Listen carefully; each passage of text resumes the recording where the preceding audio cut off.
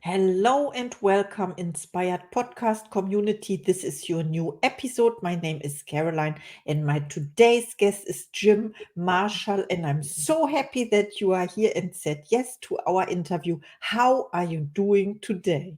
Great. Happy to see you. Oh, I'm happy too. And I would like to introduce you to the audience.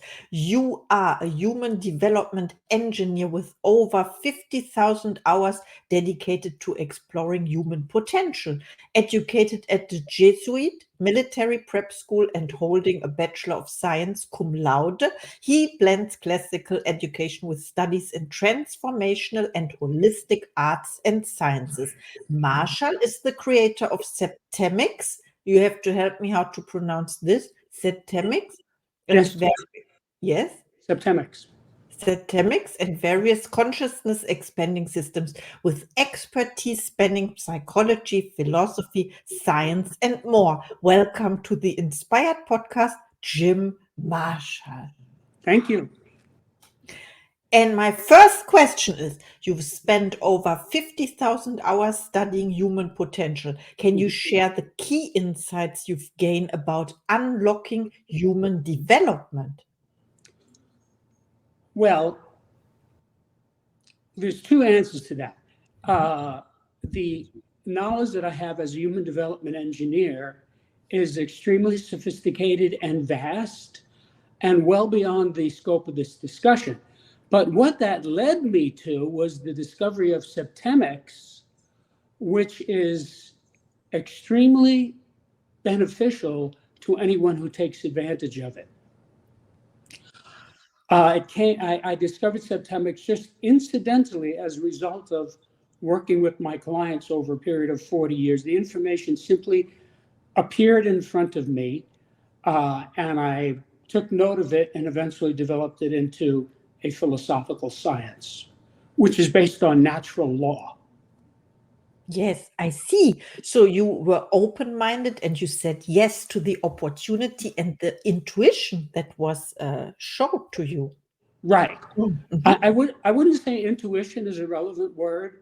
mhm. I'm an engineer, so I observed what I saw and I wrote it down. Uh, and so over a long period of time, I came to realize I had discovered a new subject that would really help people. And it does, because some version of Septemics has been out for 28 and a half years, and I've been watching people use this. People get this. This is not obscure. And the reason they get it is it's natural law. If you can recall the first time you saw the Pythagorean theorem, you looked at it for a minute and said, oh, yeah, this makes sense. I get it. Or the periodic table, you look at it and say, oh, yeah, this is cool. I see hydrogen is here, helium's over here, lithium comes next. And, it all makes sense. And you get it. And that's how this subject is. The way people experience the book is they look at it and they say, oh, yeah, I see. This makes sense to me. Yeah, this is right. Because anything that's based on natural law is intuitive. Wow. I understand. And I love how you pointed out it's a law that you discovered, or you worked with the law, you discovered something completely new that makes sense and that works. Right. Mhm. Because you have to understand, I'm a dyed-in-the-wool engineer, okay? I was accepted into engineering school at age 16. I was always an engineer. I mean, that's who I am as a person. And to engineers, we are only interested in results and facts. That's it. I went to an engineering school. There were 2,000 students there. We were all the same. Practical people. Now, to engineering, opinions and beliefs are utterly irrelevant. Now, everybody has them, but it has nothing to do with engineering. So I just observed what I saw, wrote it down. But let me tell you how I discovered this, because the specifics of it will tell you really what this is. So when I was first accepted into engineering school, I thought I was going to be engineering physical things, such as airfoils, motors, and and electrons and things like that. But by the time I had my bachelor's degree, it was clear to me that I wanted to engineer the human psyche. So I then had, and the reason for that is, I should explain, is because it is the area of greatest mystery, of greatest unknown, and more importantly, it is the area in which we as a race are failing miserably. 95% of the problems in industrialized society are because people don't understand people. Don't understand the husband, don't understand the son, don't understand the boss, don't understand the next door neighbor or whatever. That is the main problem that most people have. We're not starving to death anymore, or dying of all kinds of diseases. I mean, life is kind of under control, except we don't understand people. And that's why more than 50% of the marriages in the United States end in divorce. And more than 50% of the people in the United States aren't even married in the first place, because they don't understand people. So I had a long career as a human development engineer, working one-on-one with hundreds of clients of every description. And I started to notice my clients all improved as a result of my work, but incidentally, I could predict the outcome of the session. Now, I never told this to anyone, but I made notes. And as the decades rolled by, I came to realize that the client was at a specific level on a specific scale that I had previously observed, and that as a result of our interaction, he would go to the next level up, and that would happen. So that happened in the sessions thousands and thousands of times. And every time it occurred, it verified my hypothesis, because the client didn't know anything about any of this.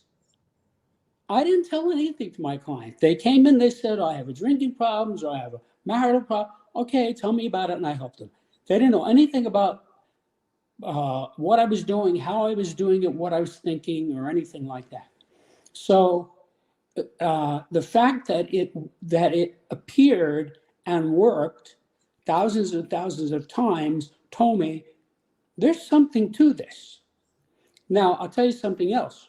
After I would observe it in the session, I would then go out of the session, of course, and into the real world, and I would see the same thing right in front of me in the real world everywhere I went. I would see people manifesting these same phenomena. So that would further verify it. You have to realize there's no theory of septemics. This was all based on direct empirical observation. And I just wrote it down. So by 1995, I had about 32 scales that I had simply observed and recorded. Now, there's one scale in particular that had 6 levels that I had been using for decades that I absolutely knew was correct. And one day I was pondering a difficult client, and this client, I realized, was at a level on that scale that I had not previously observed. Now, when I saw that 7th level, it was obvious to me where to insert it. That was not a question. I knew right away where to insert it. And when I inserted the 7th level into the 6th level scale, that scale then manifested mathematically. So now you have to understand what this means. I took 26 semesters of math and loved every minute of it. So I think in math. So it's a very real thing to me. It's not just something on paper that you do with a pen, okay? It's in the phenomena. So the whole point of math is that you start with a formula or an equation and you coax data out of it. That is how Einstein found E equals mc squared. Everyone in the math and science community knows how he found it. It's no secret. So when you have a body of data jump out at you like that as a result of making a change in it, that is a mathematical manifestation. And it went instantaneously from being a line, which is what a scale is, to a plane, meaning a body of data. So I suddenly had this whole body of data relevant to the scale that I had been working with.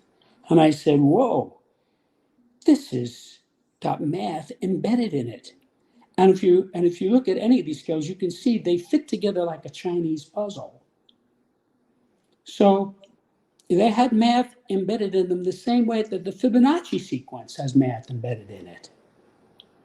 So then I said, I wonder how many of these other scales are actually 7-level scales that had not been developed all the way, because I wasn't developing anything. I was just helping my clients in making notes. So knowing what I was looking for, I then looked at all the rest of the scales. And in a short period of time, each went to 7 levels. And as it did, it manifested mathematically. So now I had 32 7-level scales that I had simply observed that all had mathematics embedded in them. And I said to myself, this looks like a new subject. I never saw this before or anything like this before. So then I thought, my next thought was, I could go from helping people by the hundreds, which was what I had been doing as human development engineer, to helping people by the millions. If I put this in a book and get it out so people can have the data and use it. So I'm going to have to write a book.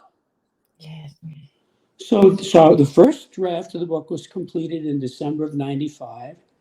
And I sent it out in a transcript form to colleagues of mine, all of whom had graduate degrees in a variety of subjects.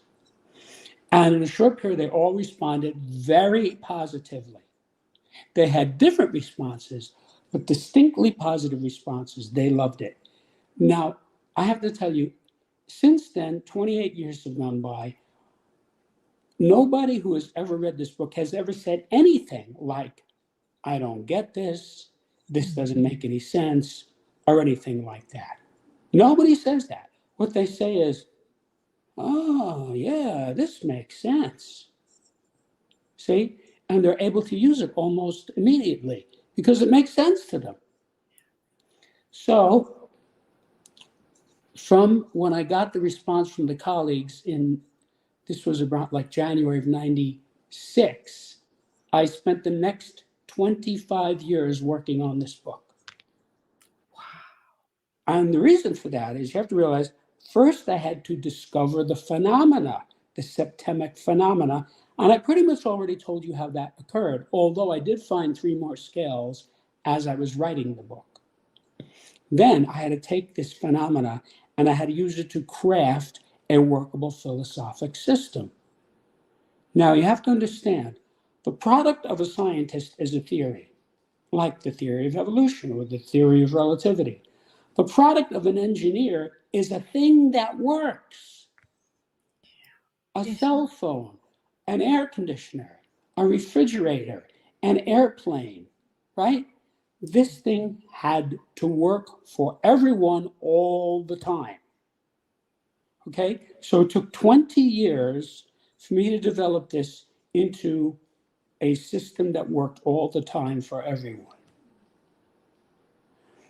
But the most time-consuming factor was expressing this in a way that would make sense to the average reader. Because when you are teaching a brand new subject, that is always difficult for the person because the person has no frame of reference. Now, look, I tried for years to fit this into some pre-existing niche. I thought, well, maybe this is part of psychology or sociology or philosophy. Can't be done because it's a different subject. It is its own subject. And trying to fit this into some other subject is like trying to get an elephant into a Volkswagen. Can't be done. So then I said, well, I guess this is a new subject, And so it's not easy to get people to grasp a new subject. So I was very careful to express this in a way that would make sense to the average reader of English. So the end product is, this book is for anyone who can read English reasonably well and wants to improve himself or others. That's who it's for. Now, some people might think, well, everyone wants to improve himself or others. And I'm sorry, that's not true. There are all kinds of categories of people who are not interested in improving themselves or others. And if you actually deal with those people, as I have at times, you can see that.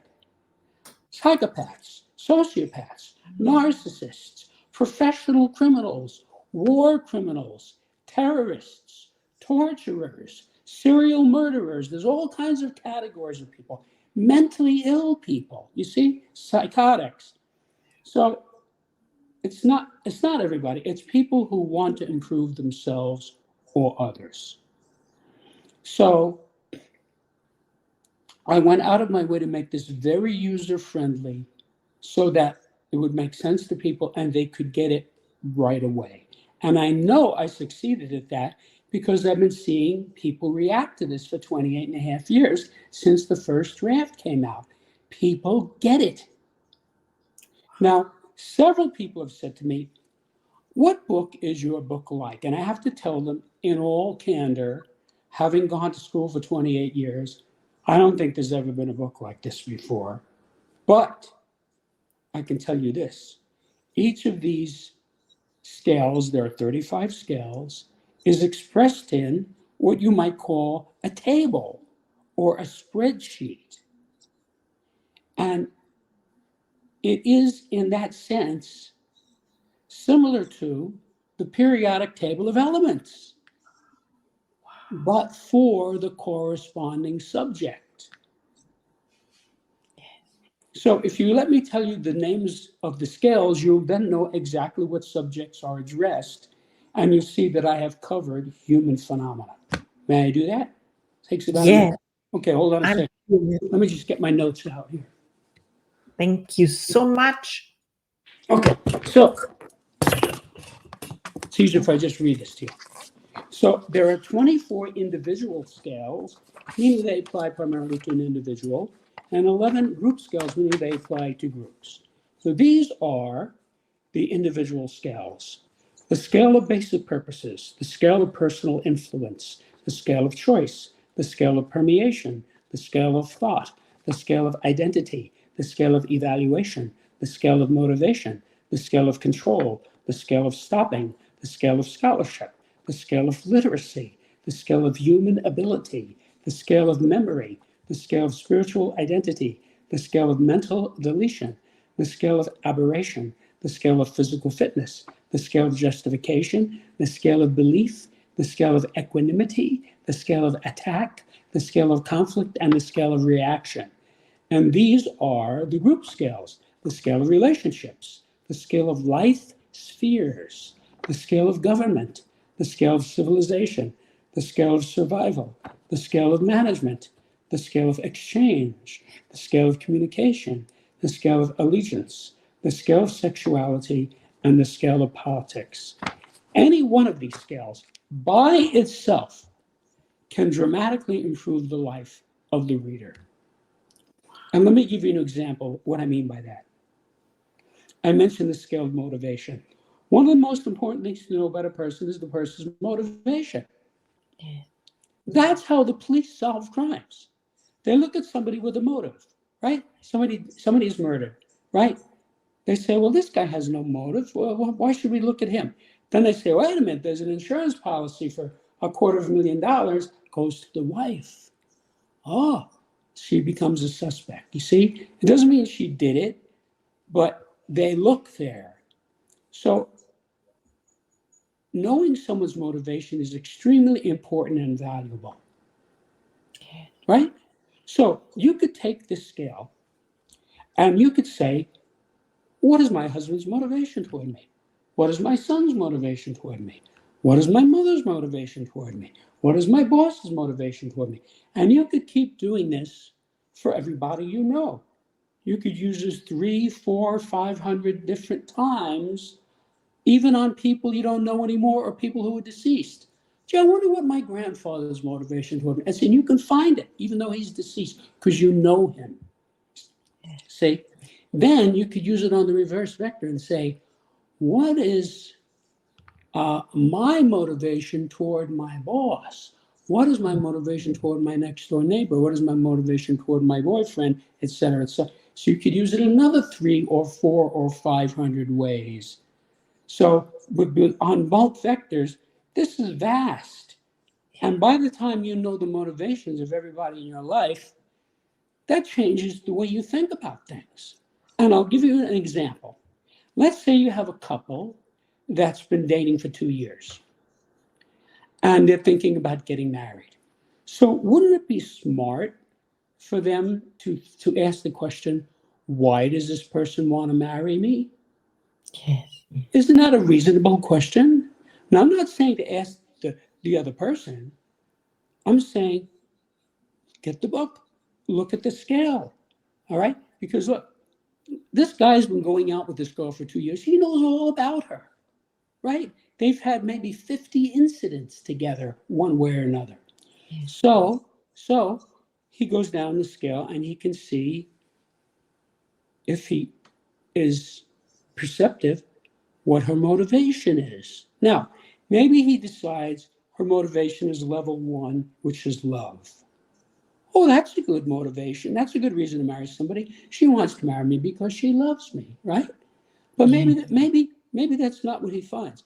Maybe as he's doing this, he says, now that I think about this, I think she wants to marry me because I drive a Mercedes. I live in a $15 million condo. I fly my own Learjet. I have a 60-foot yacht, and I have $16 million in the bank. Now, that's a different motivation. That's level 4, money. Now, I'm not saying it's good or it's bad. I'm just saying some people are money motivated. So he might look at this and say, well, yeah, but I still love her, and I want to marry her anyway. That could happen. But that might not happen. He might say, you know what? I don't want to marry a gold digger. I want to marry somebody who loves me for myself and break off the relationship. Now, in that second case, you might think he's going to be upset. And I guarantee you he will not. He will be relieved. He just dodged a bullet.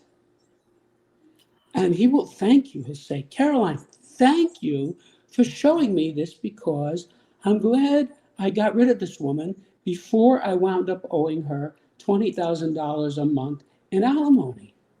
You see? So there's no judgment involved in this. It's just seeing what's there. It's a way to see what's there. So now, did you ever notice how many elderly, unattractive men are married to beautiful young women? Yes. Every once in a while, I look at this guy. How could this guy have this wife? What sense does this make? Well, no, I'll tell you what sense it makes. The 23-year-old beauty queen gets a Corvette, a credit card, a diamond ring, a pearl necklace, and a mink coat. Yes. The 55-year-old overweight guy gets a 23-year-old beauty queen for a wife. See, he doesn't care if she's a gold digger. He's got plenty of money. So for him, it works. You see? First guy drops her. The second guy says, that's fine. So she comes to him and says, honey, I want to go to Vegas for the weekend. He says, okay, here's $5,000. Have a good time. And when she comes back, she's happy. So it could work, you see? So this is just, it's very specific to the person. What is this person manifesting? And then you sort of know what to do with it. You can make a choice. Now, for me, this goes on all the time. I bump into people both online and in 3 dimensions, and I see they're at certain levels on certain scales. Yes. So I'll bump into some guy, and I'll see he's very low on, let's say, the scale of basic purposes. And I say, whoa, I'm not going to mess with this. Okay? Have a nice day, goodbye, and I move on. Okay?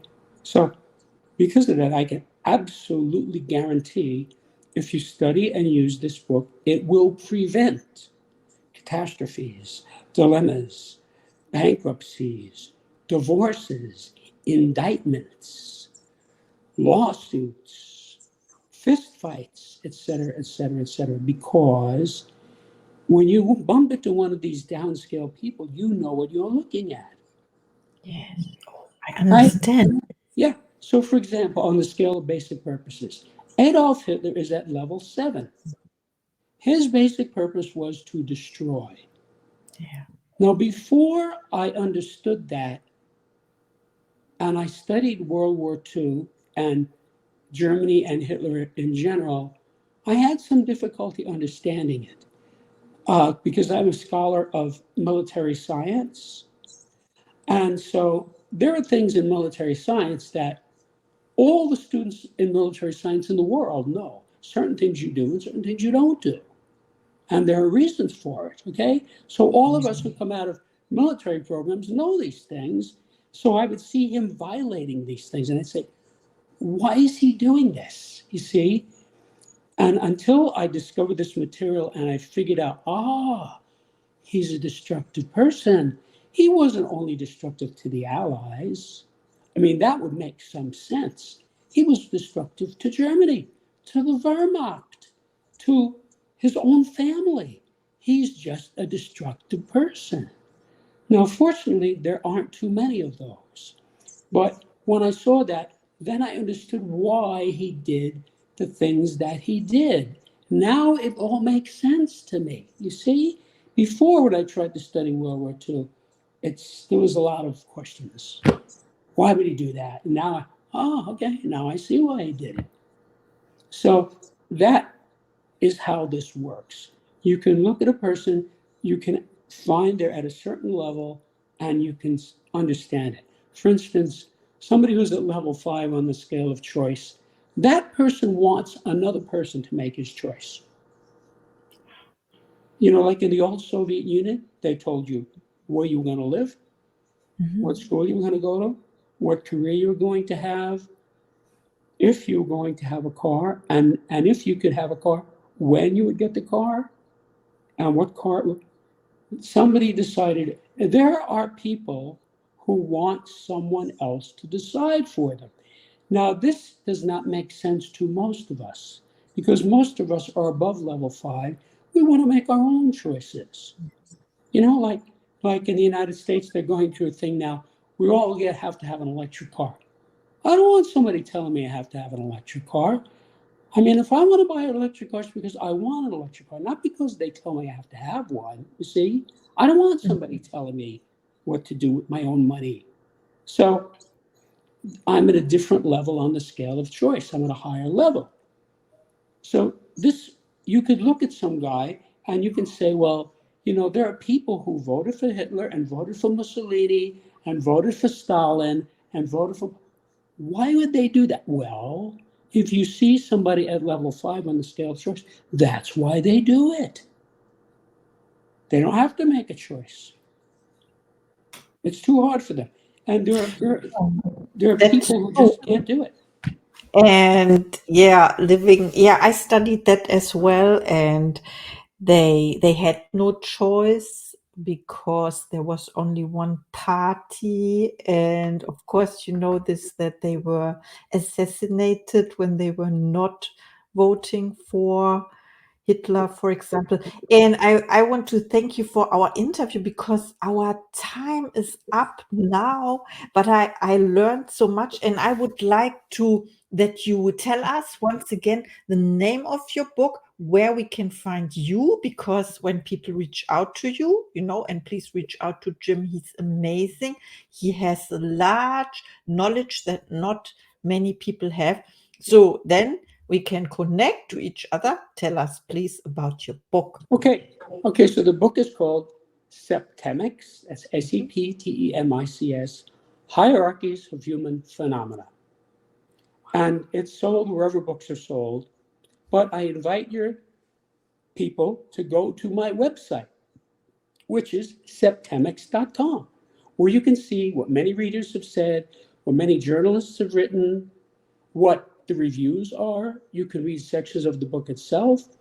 And there's even a pre-recorded introduction to Septemics that you can listen to that explains the subject to a new person in about 15 minutes. Wow, thank you so much. I put the link in the show notes, of course, and please reach out to Jim. Check the website. It's amazing. We will learn so much from you. And thank you for our interview today. Thank you, Caroline. It was a pleasure. Thank you and see you in the next episode.